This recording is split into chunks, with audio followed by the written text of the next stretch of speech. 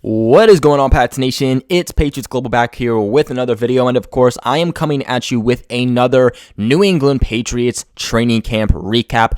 This one is going to be 8/19/2020.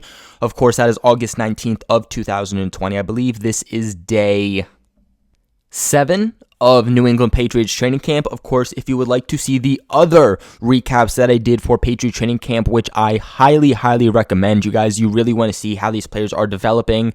Just because they performed well or bad one day doesn't mean that they did in other days, so I really recommend checking out those other videos. I will be making a playlist where all those videos will be, so it's easy to find all of them and in order.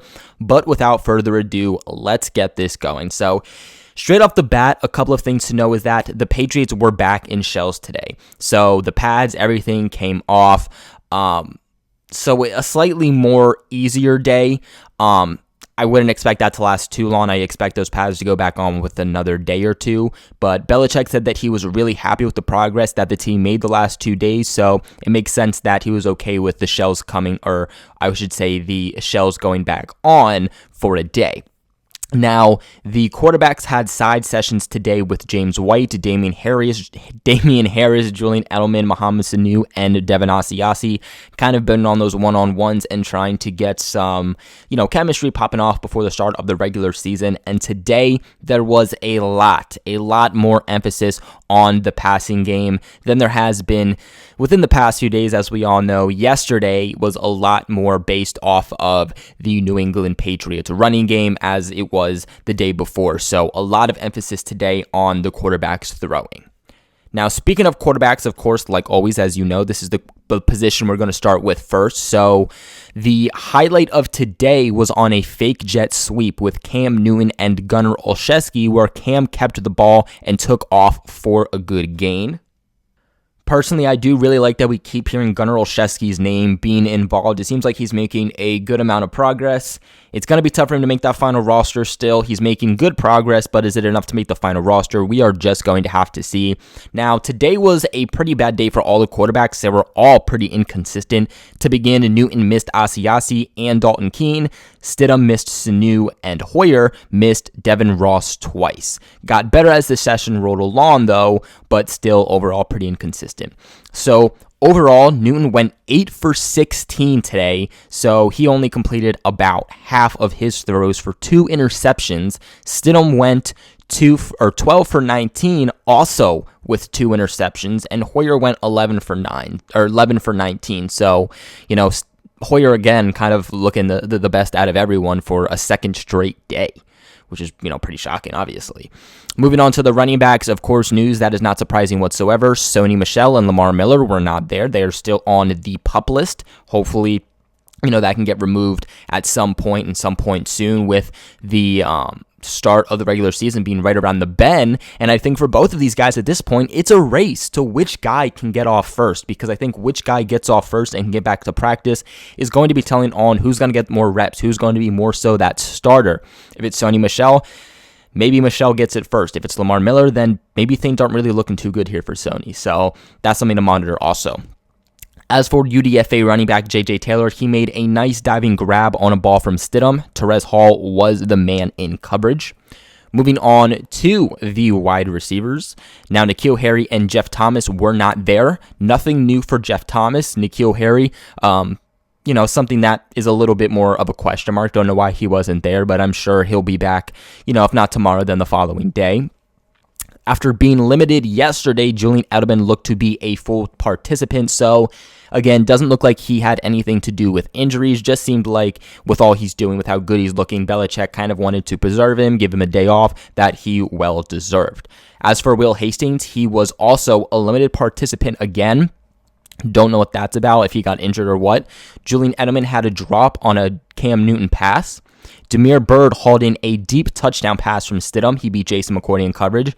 Really like what I'm seeing from Damiere Byrd. We've heard a lot of great things about him. His speed is something that is really standing out with these go routes, getting down the field, stretching the field, and being a target for these guys to have during the long haul. So really like it, and I think the addition of this is really proving to be beneficial as long as, he can step up and be a better wide receiver than he's been in the past. He can learn from his mistakes, which it seems like he's already doing, but he needs to definitely improve from what we've seen from him in the past. Just being fast isn't going to be enough to separate you from the rest of the NFL. So as for Gunnar Olszewski, he became the first player to get a reception on Stephon Gilmore this entire camp. That's crazy. Okay, that's a really good note to hear. That is exactly what you want to hear. The fact that he has been the only player out of all of these other guys, the tight ends, the running backs, the other wide receivers, and Gunnar Olszewski was the only one to get a reception off of Stephon Gilmore, the defensive player of the year and best cornerback in the NFL. That is an eye-opener. He beat him on a nice comeback route along the side of the line. Overall, Gunnar has looked a lot better this year. Looks a lot more like an actual NFL wide receiver. So, again, I say that he is someone you want to keep your eye on. Now, real quick, guys, as we all know by now, there is no shortage of action going on with our exclusive partner, BetOnline. Sports are slowly but surely making their way back, with UFC, NASCAR, and soccer leading that way, and BetOnline has all of the best odds and lines for the upcoming matches for the upcoming weekend. If you need more, like always, your boy got you covered, because BetOnline has simulated NFL, NBA, and UFC events happening every single day, and they are live for you to check out. If you're looking for something other than sports, you're looking for some actual betting, BetOnline has you covered for that also, because they have hundreds of live casino games, poker tournaments, and all of the best props in the business. Guys, go ahead right now and visit betonline.ag or use your mobile device and join now to receive your new welcome bonus and start playing today. BetOnline, your online sportsbook experts. Now, moving on to the tight end position, Devin Asiasi continues to stand out, continues to be New England's number one tight end, as he made a reception with Devin McCourty nearby. This also doesn't seem to be like it was the first time this happened. I believe it was the first or second day of Patriots training camp. This was before the media and whatnot, and we only got to see pictures and a little bit of recap from Patriots.com, and it looked like he did the same thing on McCourty. So the fact that he's already out here beating the veterans is just mind-blowing, and it really just, I think, is showcasing the ability that Devin Asiasi has. Now, Dalton Keene made an impressive outstretched catch on a ball from Stidham in 7-on-7, so it looks like Dalton Keene is now also getting in on some receptions and getting into the passing game and the receiving game. Jake Burt had 2 grabs with Kyle Duggar in coverage. From what I'm hearing, Jake Burt is another guy, tight end-wise, that is doing pretty good. For some reason, he's not being talked about, but from some videos I've heard, from some of the statistics I've heard, he's doing pretty well, and especially against someone like Kyle Duggar, who has been outstanding, I think goes to show that Jake Burt might also be a tight end that you want to keep your eye on, with that depth, of course, being extremely low.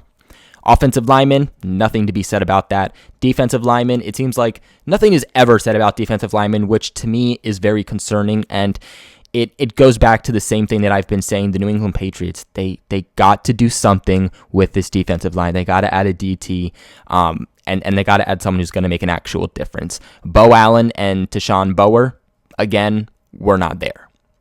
As for linebackers, Anthony Jennings and Derek Rivers were not there. Anthony Jennings, again, another player to keep your eye on. He might have been injured. I'm hearing that could be what happened to him. Haven't heard anything about it. The New England Patriots do this all the time, where a player gets injured. They don't have to report it, so they choose not to. What is new? As for 6th-round pick in the 2020 NFL Draft with Cash Maluia, he picked off Cam Newton in 7-on-7s. It appeared that Cam Newton somehow straight up just did not see Cash. So Cash is just another guy that has, had his name heard a few different times here throughout camp. So again, another guy to keep your eye on. Moving on to the cornerbacks, Stephon Gilmore nearly picked off Cam Newton in 7-on-7s. He was guarding Isaiah Zuber, and for some reason, just didn't finish the catch. J.C. Jackson also picked off Stidham. He tried to go deep to Bird, but Jackson was just all over the ball, as it seems like J.C. Jackson is always doing when it comes to the deep balls. As for UDFA cornerback Miles Bryant, he had a PBU, a pass broken up, for those of you who don't know what that means. The ball was intended for Gunnar Olszewski on a throw from Jarrett Stidham. So now, lastly, we're going to be moving on to the safety position, because there is no special teams news for today. Kyle Duggar, yet again in the news. This is exactly what I want to see. I love hearing this about Kyle Duggar just because of all of you that, and that's not to target specific people, but there was a lot of people that were targeting the selection of Kyle Duggar. Everybody hated it because he came from a smaller college and not a big college, but he is proving everybody wrong already. He had yet again another interception in today's camp, picking off Cam Newton on a pass intended for Ryan Izzo in the end zone. He is just a straight ball hog, and he deserves a video of his own, which is going to be coming soon. He also picked off Stidham shortly later, but it appeared that he was out of bounds, so I guess that interception didn't count for him. But again, just goes back to the factor that he's clearly a ball hog. Duggar also had a PBU on a ball from Hoyer, and Terrence Brooks also had a PBU, a ball that was intended for Izzo on a Brian Hoyer throw. But y'all, that is going to be it for today's video. I hope you guys enjoyed this run. Remember to go ahead and check out the other training camp videos. Again, I highly, highly recommend it so you can get all the news. You can see who's really impressing, who's kind of just having a one-day amazing type of game, and who's just kind of not performing well, but maybe is kind of rising up as training camp goes on. I have all the news covered for you guys, so go ahead and check the rest of those videos out. And let me know in the comments what you guys are thinking about training camp, the guys who are standing out, questions you guys have. Go ahead and put them there, and maybe I'll make a video about it if we get a lot of questions. Like always, though, make sure you guys consider subscribing to the channel for all of your New England Patriots news. But like always, thank you so much for watching, and I'll catch you in the next video.